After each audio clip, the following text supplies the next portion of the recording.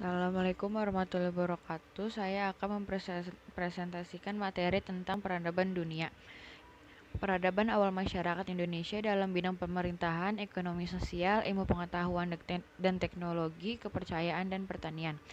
Ilmu pengetahuan ketika kebutuhan manusia meningkat dan manusia tidak ingin terus-menerus hanya tergantung pada alam, manusia mulai memikirkan bagaimana caranya menghasilkan makanannya sendiri dengan mengolah alam.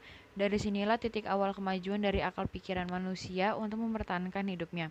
Titik awal pemikiran manusia semakin berkembang ketika mereka mulai hidup menetap dan berkelompok dalam suatu wilayah dengan membuka lahan pertanian.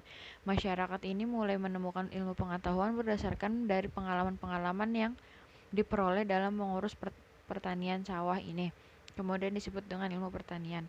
Dalam perkembangan selanjutnya, masyarakat sudah mulai mengenal ilmu astronomi, yaitu ilmu yang digunakan sebagai petunjuk waktu yang tepat ketika akan memulai musim bercocok tanam atau panen. Mereka memanfaatkan bintang Waluku. Dengan demikian, masalah perkiraan cuaca atau iklim dikenal oleh masyarakat Indonesia sejak zaman dahulu. Perantara mangsa yang pada hakikatnya merupakan suatu cara perkiraan musim di Indonesia, khususnya masyarakat di Pulau Jawa. B. Teknologi. Perkembangan teknologi masyarakat Indonesia dimulai sejak masa bercocok tanam, namun teknologi masyarakat awal mencapai titik kemajuannya ketika masa perundaging. Pada masa itu, masyarakat awal Indonesia telah mengenal teknik pelemburan logam yang digunakan untuk membuat berbagai peralatan rumah tangga dan peralatan pertanian. Selain itu, masyarakat juga mengenal teknik pembuatan perahu bercadik. Pembuatan perahu bercadik disesuaikan dengan keadaan alam Indonesia yang terdiri atas berbagai pulau yang dihubungkan oleh sehingga dengan kondisi alam seperti ini mengharuskan orang menggunakan perahu untuk mencapai pulau lain. Selain sebagai sarana transportasi, perahu bercadik juga digunakan untuk sarana perdagangan. C. Kepercayaan. Memasuki masa bercocok tanam, kepercayaan masyarakat mulai mengalami perkembangan. Pada masa ini, masyarakat mempunyai konsep tetanggalan kehidupan setelah kematian. Mereka meyakini bahwa roh seseorang tidak lenyap ketika meninggal. Dengan demikian, penghormatan terhadap nenek moyang atau kepala suku yang mereka agungkan tidak berhenti ketika meninggal, melainkan terus berlanjut bahkan menjadi sebuah pemujaan. Kekuasaan masyarakat pada masa bercocok tanam telah diwujudkan dalam berbagai upacara-upacara keagamaan seperti persembahan dan upacara penguburan mayat yang dibekali dengan benda milik pribadi kebugarannya. Pemajuan terhadap roh nenek moyang terlihat melalui peninggalan menhir, dolmen, sarkofagus, kubur batu, waruga, arca, dan punden berundak-undak. Kepercayaan pada masa perundagian tidak jauh beda dengan masa sebelumnya. Mereka masih mempraktikkan pemujaan terhadap leluhur, hanya saja alat-alat pemujaannya terbuat dari logam perunggu. Bentuk kepercayaannya adalah mengutuskan kepemimpinan dan pemujaan terhadap leluhur dan sesuatu yang suci yang tidak dapat disaingi oleh manusia. D. Pemerintah. Adanya pemerintah diperkirakan setelah manusia memilih untuk hidup menetap di suatu kelompok atau masyarakat. Kelompok masyarakat ini dipimpin oleh seorang kepala suku. Proses pemilihan kepala suku tersebut harus memiliki kelebihan dalam fisik, spiritual, dan keahlian dibandingkan manusia lainnya. Hubungan antar individu dalam masyarakat pun sangat erat dan pola kerjanya sama dengan hidup bergotong royong setelah terjalinnya dengan baik. Pertanian. Pada masa awal bercocok tanam, masyarakat awal Indonesia masih menggunakan sistem pertanian ladang berpindah-pindah atau huma. Pelaksanaan sistem ini dilakukan dengan membuka hutan agar dapat ditanami. Apabila lahan yang mereka tanami sudah tidak produktif lagi, mereka akan berpindah lahan pertanian ke tempat lain. Sistem pertanian ladang ini dapat dilaksanakan ketika jumlah penduduk masih sedikit dan hutan sebagian lahan pertanian masih luas. Namun, kondisi sosial politik peradaban lembah Sungai Indus terbentuk sejak sekitar 2800 Masehi. Sebelum Masehi, mata pencaharian masyarakatnya adalah pertanian dengan tanaman utama padi, gandum, dan sejenisnya. Hal itu dimungkinkan karena wilayah tempat mereka dekat dengan sungai yang besar, Sungai Indus. Mereka juga berternak sapi, kerbau, dan babi. Sekitar tahun 2600 sebelum Masehi, komunitas awal lembah Sungai Indus telah berkembang menjadi pusat-pusat kota yang besar. Kota-kota itu diantaranya Harappa, Generiwals, Mohenjo-daro, dan Dolaira. Diperkirakan didiami oleh sekitar 35.000 penduduk. Sementara itu Harappa berada sekitar 565 km ke arah utara lembah Sungai Indus. Hal ekskavasi terhadap bekas-bekas kota tersebut memperlihatkan adanya tata kota yang rapi yang mengutamakan kualitas kesehatan warga serta kemudahan warga untuk mengikuti ritual-ritual keagamaan. Adanya perencanaan tampak pada arsitektur yang maju sebagaimana terlihat pada pusat galangan kapal, lumbung atau balal, gudang panggung, dan podium dari batu bata, waduk, serta dinding-dinding kota. Secara khusus, kota di Harappa, Mohenjo-daro, dan Rakhigarki, perencanaan kota itu termasuk adanya sistem sanitas kota. Kemungkinan besar merupakan sistem sanitas bagian dari sistem sanitas di dunia dan penggunaan teknik hidros untuk mendapat air dari sumur. 2. Pemerintahan. Tentang pemerintahan di kedua kota utama itu, Mohenjo dan Harappa, tidak ada penjelasan yang pasti dilihat dari bekas-bekas reruntuhan kota serta kesamaan artefak bata.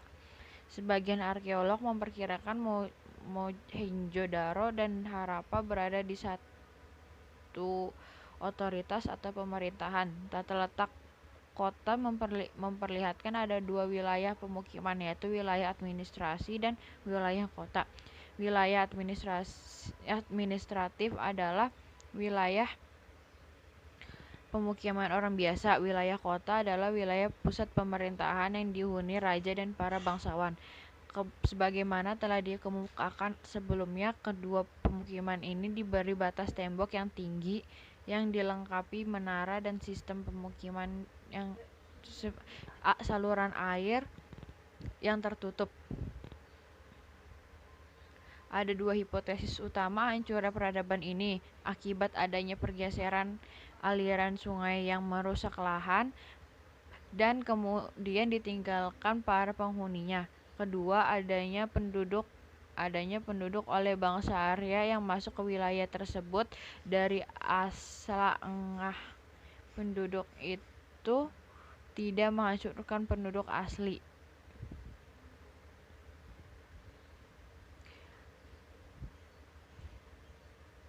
3. Sistem kepercayaan. Beberapa cap atau stempel peradaban Indus memperlihatkan adanya swastika yang lazim terdapat pula pada agama-agama lain yang berkembang kemudian seperti Hindu, Buddha, dan Jaina. Banyak stempel bergambar binatang. Sebuah motif menunjukkan arca bertanduk duduk dalam posisi lotus duduk dengan posisi bersila dengan kedua kaki saling menyilang dan dikelilingi binatang-binatang. Oleh para penggali situs kuno ini diberi nama Pasupati. Dengan demikian, bukti paling awal unsur-unsur Hinduisme telah ada sesudah dan selama periode awal peradaban ini. Dalam perkembangan selanjutnya, ketika agama Hindu semakin berkembang, perkembangan pesat agama Hindu telah terutama sejak zaman Weda. Kehidupan ekonomi dan sosial pada masa dinasti Shang, mata pencaharian penduduk Cina kuno sebagai petani. Para petani saat itu sudah menggunakan bajak untuk mengolah tanah. Selain itu, ada juga yang berternak, berburu, dan menangkap ikan. Pada masa dinasti Zhou, kehidupan masyarakat semakin berkembang. Ada yang menjadi pedagang, penenun, pengrajin, penebang kayu, dan buruh. Pada masa dinasti Qin, mata pencaharian utama penduduk adalah petani dan penenun. Dalam kehidupan sosial masyarakat Cina kuno diatur dalam aturan feodalisme. Kelompok bangsawan berkuasa atas rakyat. Rakyat wajib membayar upeti atau pajak kepada bangsawan. Masyarakat Cina kuno menghormati beberapa kekuatan gaib atau penghormatan yang ditujukan kepada dewa langit, kekuatan alam, dan arwah leluhur. Sedangkan sistem pemerintahan yang lazim digunakan di Cina ketika itu adalah sistem dinasti. Sistem itu menganut kepergantian kekuasaan secara turun-menurun. Dinasti-dinasti yang pernah berkuasa di Cina adalah dinasti Shang, Zhou, Qin, Han, Tang, Song. Dua pemerintahan. Ada dua macam pemerintahan yang pernah dianut dalam kehidupan kenegaraan Cina kuno, yaitu A. Sistem pemerintahan feodalisme dan sistem pemerintahan unitaris. Dinasti Shang. Pemerintahan dinasti Shang dipusatkan di kota Anyang di dekat Sungai Kuning. Kota ini merupakan kota tertua dan terpenting di Cina pada masanya. Dinasti Zhou. Dinasti Zhou didirikan oleh Zhou Wang. Sistem pemerintahannya diatur secara feodalisme dan pusat pemerintahannya terletak di kota Chang'an. 3. Dinasti Qin. Pada masa inilah untuk pertama kalinya Cina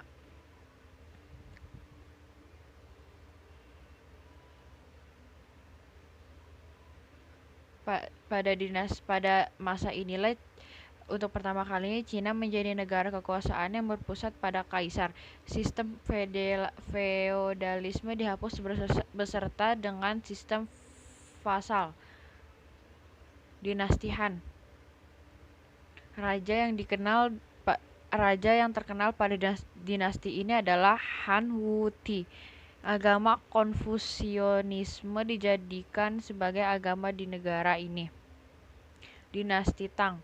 Dinasti Tang didirikan oleh Li Shimin yang dikenal dengan Kaisar Tang Taizong. Ia memperluas wilayah kekuasaan ke luar negeri Cina seperti selatan menguasai Tonkin, Annam, dan Kamboja. Ke sebelah barat menguasai Persia dan Laut Kapsia. Dinasti Sung. Raja-raja di dinasti Sung sangat memperhatikan bidang seni dan ilmu pengetahuan. Kerajinan-kerajinan porselin juga berkembang dengan baik. Peradaban awal masyarakat Mesopotamia. Mesopotamia terletak di antara dua sungai, yaitu Sungai Eufrat dan Sungai Tigris, yang saat ini menjadi Republika Islam Irak. Mesopotamia adalah negara kerajaan kota yang pada zaman perunggu terdapat kerajaan kota Sumeria yang berpusat di Al-Qida dan kerajaan kota Assyria yang berpusat di Babilonia. Rumpun semit menduduki daerah-daerah di sekitar Mesopotamia. Mereka hidup secara semi-nomadik. Mereka berternak dan kafilah-kafilahnya yang bergerak untuk mengangkat dagangannya. Pada musim hujan tiba, daerah sekitar Mesopotamia terjadi air bah dan kemudian airnya meninggalkan lumpur yang amat subur. Di daerah itulah mereka mulai bercocok tanam. Sumeria. Bangsa yang pertama kali mendiami Mesopotamia adalah bangsa Sumeria. Bangsa Sumeria berasal dari daerah sekitar Susa. Ibu kotanya bernama Ur. Bangsa Sumeria membangun beberapa negara-negara merdeka. Kota bangsa Sumeria yang menarik menyerupai kota-kota Mohenjo-daro, Harappa, dan berada di India. kehidupan ekonomi bangsa Sumeria, yaitu antara lain berternak, berdagang, dan juga bertani. Untuk mengairi tanahnya, dibuatlah saluran air dan kedua sungai itu. Pengolahan tanah dilakukan dengan cara membajak menggunakan tenaga hewan, yaitu keledai dan lembu. Hasil panen mereka diangkut menggunakan kereta atau gerobak. Hasil utama pertanian masyarakat Sumeria adalah gandum. Dua, kebudayaan yang terdapat pada bangsa Sumeria, yaitu mereka sudah membuat penanggalan dan dibagi dalam jam, menit, dan detik. Selain itu, orang Sumeria menciptakan salah satu sistem penulisan paling awal yang diketahui, yaitu cuneiform sejak sekitar tahun 3200 sebelum Masehi. Pemerintahan, kekuasaan tertinggi kerajaan dipegang oleh seorang pendeta raja yang disebut patesi. Patesi tersebut bernama Urnanse. Ia adalah raja yang membangun kota Lagas sekitar tahun 2500 sebelum Masehi. Raja bertanggung jawab terhadap kehidupan masyarakat baik lahir maupun batin.